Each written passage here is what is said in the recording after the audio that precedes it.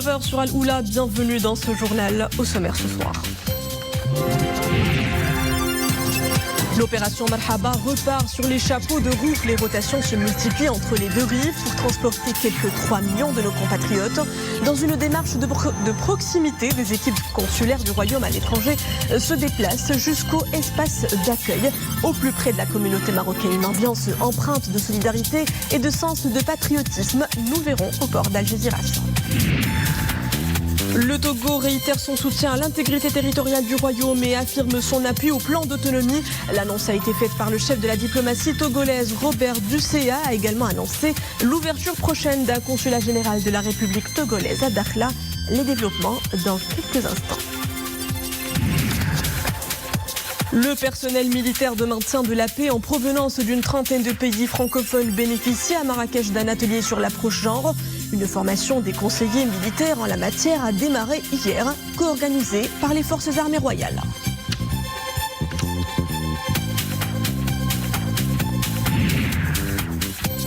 Le Conseil de la communauté marocaine à l'étranger s'associe au Salon du Livre pour faire vitrine aux auteurs issus de la diaspora marocaine.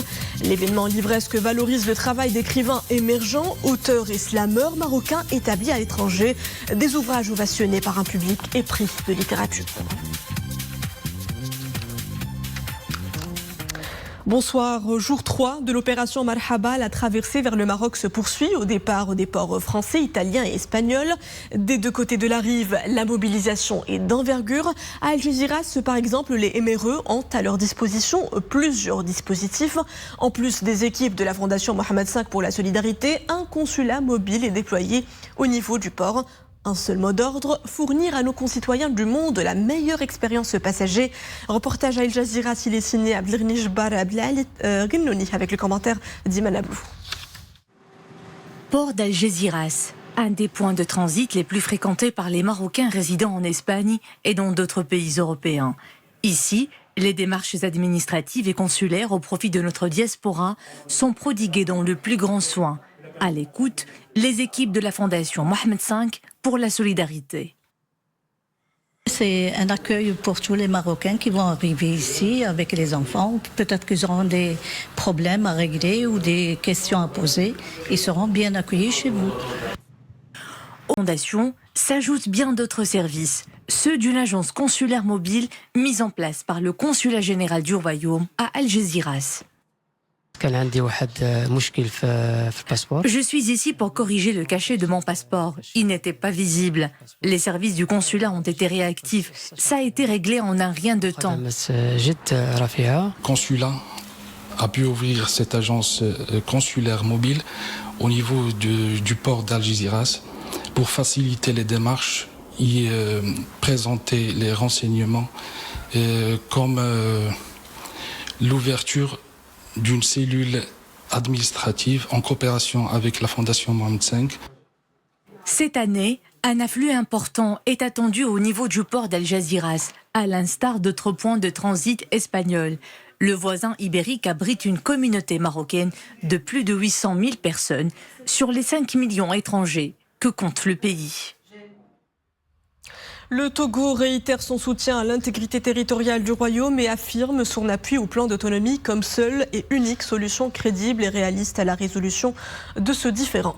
Le ministre togolais des Affaires étrangères, de l'intégration africaine et des Togolais de l'extérieur, Robert Ducea, a également annoncé l'ouverture prochaine d'un consulat général de son pays à Dakhla.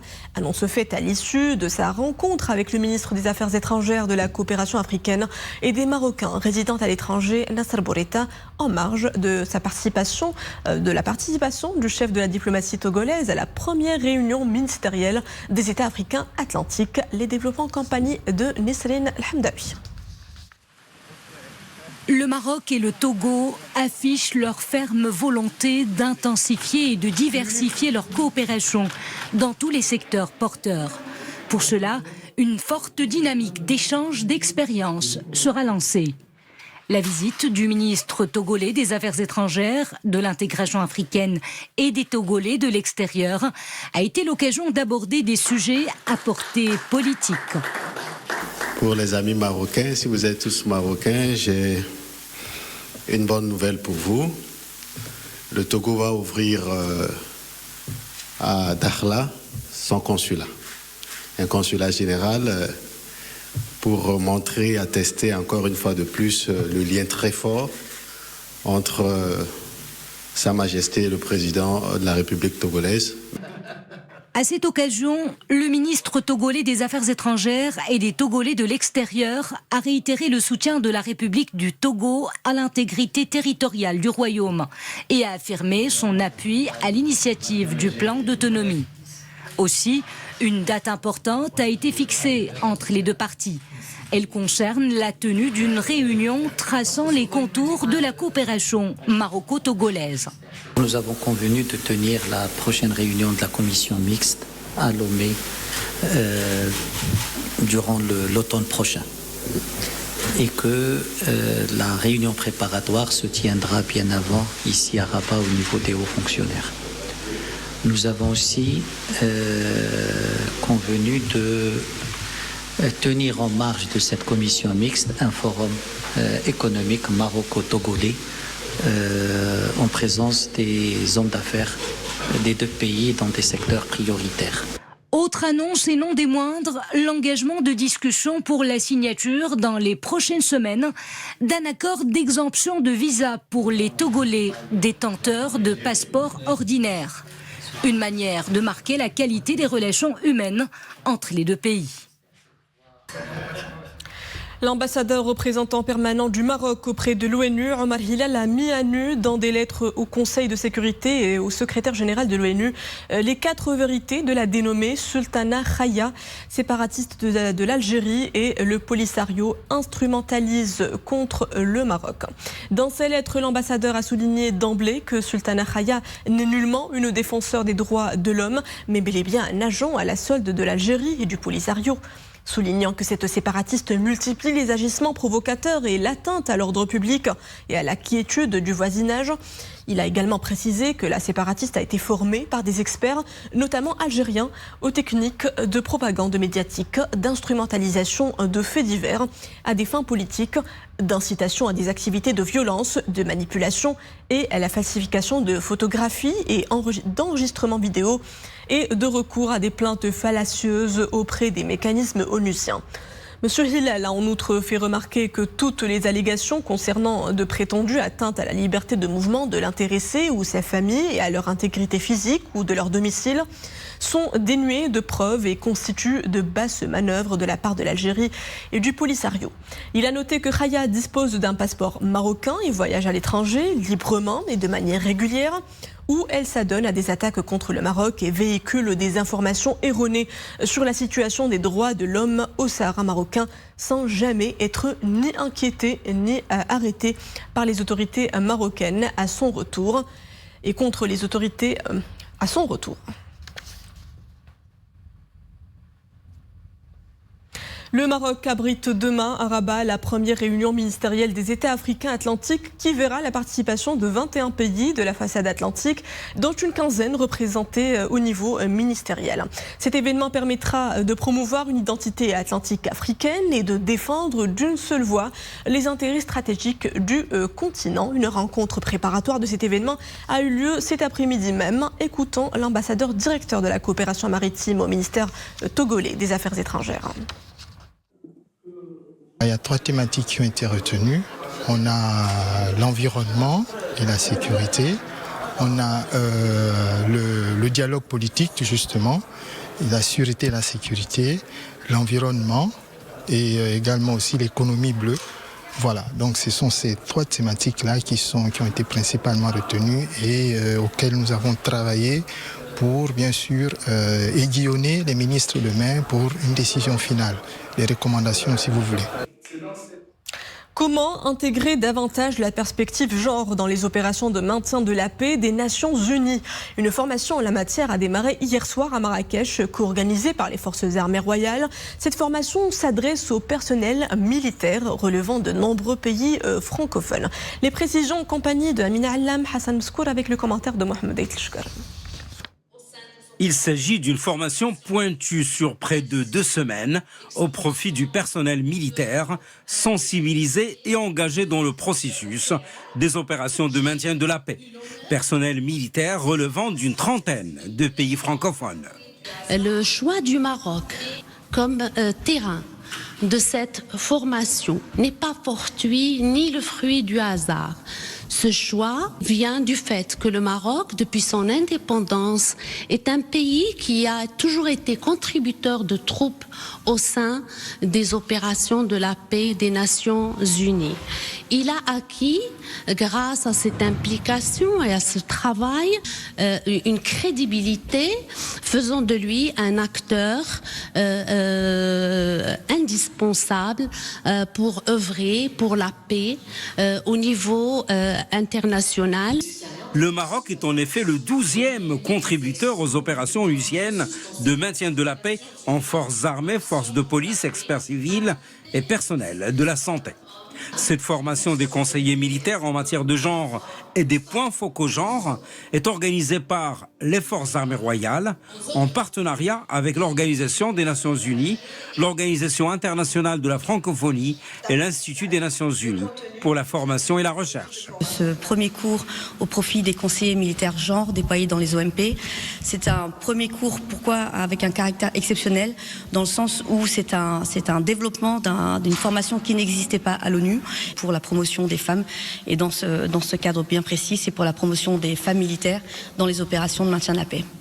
Cette session vise à permettre aux participants d'être suffisamment outillés pour mettre en œuvre les résolutions du Conseil de sécurité de l'ONU sur l'agenda femmes, paix et sécurité, la protection des civils ou encore la protection des enfants et les violences sexuelles liées au conflit.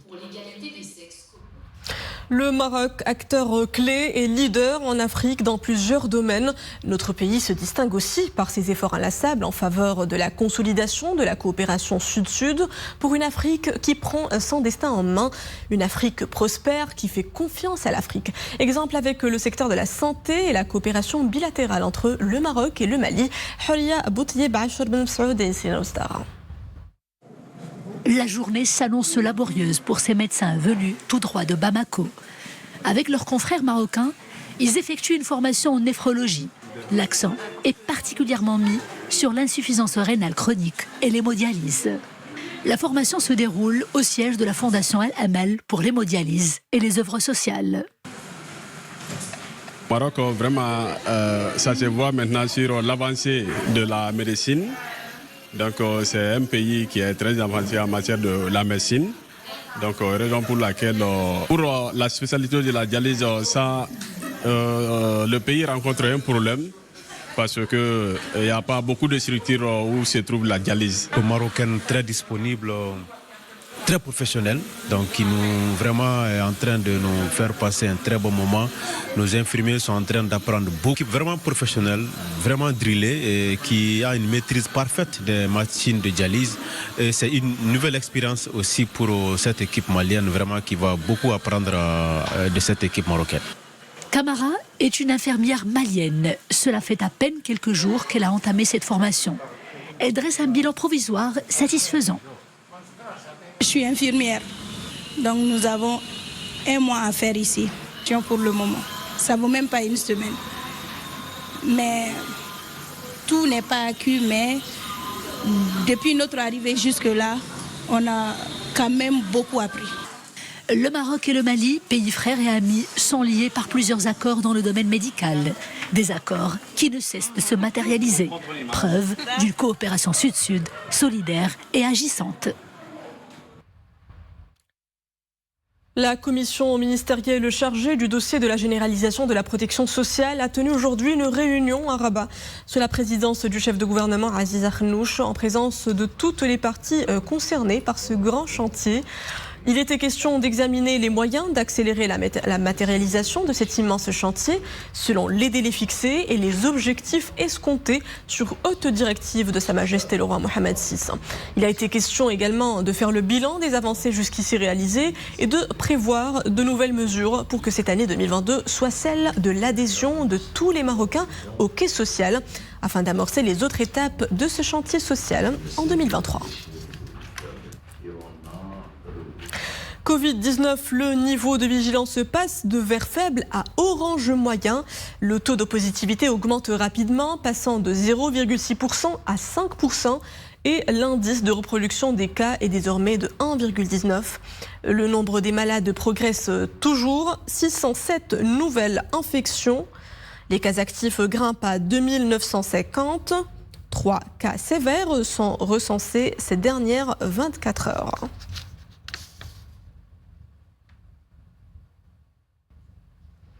Parlant santé toujours, cette fois-ci d'un trouble qui touche plus de 20% des Marocains. Les maladies du sommeil sont de plus en plus fréquentes. Stress, crise sanitaire, anxiété de vie. Les facteurs sont multiples et les conséquences pour notre organisme peuvent être graves. On parle notamment d'apnée du sommeil, une pathologie qui se manifeste par des arrêts involontaires de la respiration durant le sommeil, d'où l'importance de poser un diagnostic. Alors comment traiter les troubles de sommeil? Nous avons posé la question aux spécialistes de la question. Ça se passe au 10e congrès national du sommeil à Rabat. C'est un reportage de Mohamed Touanina et Nesré El Hamdawi. Dormir, un acte qui paraît acquis. Hélas, il ne l'est pas pour tout le monde. Lorsque la quête du sommeil devient une corvée et entraîne des frustrations, une consultation s'impose. Après un examen poussé, les spécialistes peuvent éventuellement détecter certains troubles du sommeil. Le plus redoutable parmi eux est le syndrome de l'apnée du sommeil, une pathologie qui provoque des arrêts répétitifs du flux respiratoire. Le 10e congrès national du sommeil lui a consacré une large partie. Le syndrome d'apnée du sommeil, c'est une pathologie qui est généralement associée à l'obésité.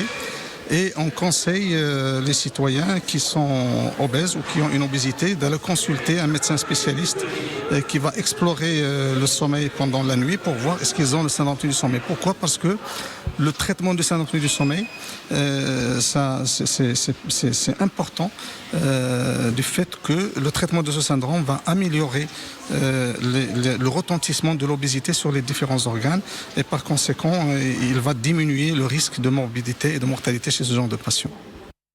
Pendant la première et la deuxième vague du Covid, le nombre de personnes souffrant d'insomnie a connu une nette augmentation. Le climat anxiogène suscité par la propagation effrénée du virus y a été pour beaucoup. Ce genre de trouble nécessite une prise en charge multidisciplinaire. D'où l'importance de ce congrès national qui informe sur les nouveautés dans les pratiques thérapeutiques en vigueur. Ce congrès est d'une grande importance parce qu'il regroupe en même temps tous les spécialistes du Maroc, les universitaires, les militaires, les gens du privé, les gens du public. Et nous allons parler des thèmes qui intéressent pratiquement tout le monde. Les médecins généralistes en premier, c'est-à-dire les troubles du sommeil, genre insomnie, les troubles respiratoires du sommeil dans le cadre du ronflement et du syndrome d'apnée obstructive du sommeil. Ce congrès est sanctionné par des recommandations qui contribueront au développement de cette spécialité ô combien primordiale et qui intéresse tous les citoyens de tous âges et qui est également au cœur de bien d'autres spécialités médicales. Plus de 20% des Marocains souffrent de troubles du sommeil. Seulement voilà, ils sont non diagnostiqués. Pourtant, le Maroc dispose d'un centre de référence dans ce domaine à l'échelle africaine, à l'hôpital militaire d'instruction Mohamed V à Rabat. Place à l'escale culturelle de ce journal. Le salon du livre se poursuit à Rabat, un écrin où on peut échanger avec des monuments de la littérature, mais également avec des auteurs d'ouvrages spécialisés traitant de l'histoire ou encore de la médecine. La psychologie de la peur virale, un ouvrage signé Leila Cherkaoui et Abdelkader Azdad. Il a été présenté aujourd'hui au Salon international de l'édition et du livre de Rabat.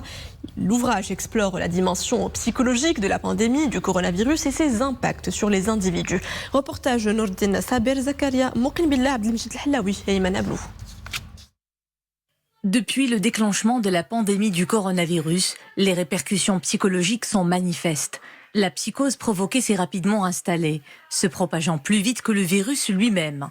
Fruit d'une collaboration entre deux professeurs universitaires, Leila Sharqawi et Abdelkader Asdad, la psychologie de la peur virale aborde les effets psychologiques sur les individus, le rôle des médias et l'impact du confinement. C'est une lecture de la réalité marocaine, lecture psychologique. On a traité plusieurs questions, surtout le côté cognitif, comportemental, comment les personnes absorbent les informations, comment ils les traitent, comment ils se comportent à travers ce traitement des informations, les représentations. Publié pour la première fois en 2020, l'ouvrage est édité en deux parties, en arabe et en français.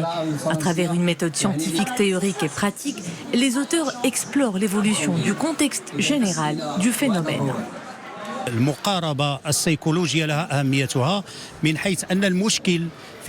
L'approche psychologique a son importance. Le problème est avant tout d'ordre comportemental. C'est le facteur qui favorise la propagation du virus ou pas. Si l'individu arrive à rationaliser et à contrôler son comportement, il pourra faire face à ce contexte.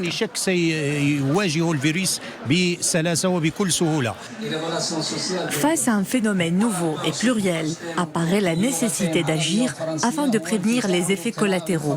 Le réveil de la conscience collective suite à la pandémie fait aussi l'objet de cette étude. Pas moins de 5 millions de Marocains sont établis à travers le monde. Parmi eux, des jeunes écrivains brillent par leurs plumes créatives au sein des pays de résidence. Quoi de mieux que le salon du livre pour faire écho à ces jeunes talents marocains dans leur terre d'origine? L'idée émane du Conseil de la communauté marocaine à l'étranger. Le CCME a organisé hier une rencontre à Rabat. Regardez ce reportage d'Abdrahim Benchekhi, Jihad Libri et Iman Ablou pour le commentaire.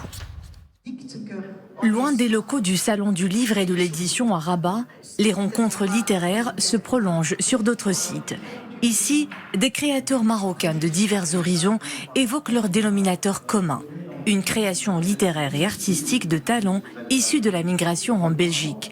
L'un de ces visages, Manza, rappeur et slameur, présent sur la scène hip-hop belge depuis 20 ans déjà. Et c'est ça en fait la force de nos talents issus de l'immigration, c'est qu'il n'y a pas de frontières en fait. On peut venir des États-Unis, de Londres, de Bruxelles et se retrouver au Maroc pour créer ensemble et d'échanger. Et moi c'est mon kiff de pouvoir monter sur scène, partager aussi ce que je fais aussi au niveau artistique, autant avec les jeunes parce que je donne beaucoup d'ateliers d'écriture dans le rap et dans le slam. Autre visage de cette migration, Rachida Mrabet. Son talent à elle, c'est l'écriture. Considérée à ses yeux comme une passerelle entre deux cultures, de deux patries qu'il affectionne, son condition au-delà des frontières. Être à l'extérieur de cette société, ça me permet d'avoir un regard assez clair sur cette société. Et ça, c'est une position assez intéressante pour des écrivains, d'être un peu à la marge pour bien observer ce qui se passe dans cette société. Des parcours aussi riches que singuliers. Ils renvoient à la dynamique que connaît l'histoire de la migration marocaine en Belgique, qui fait une présence de 6 décennies.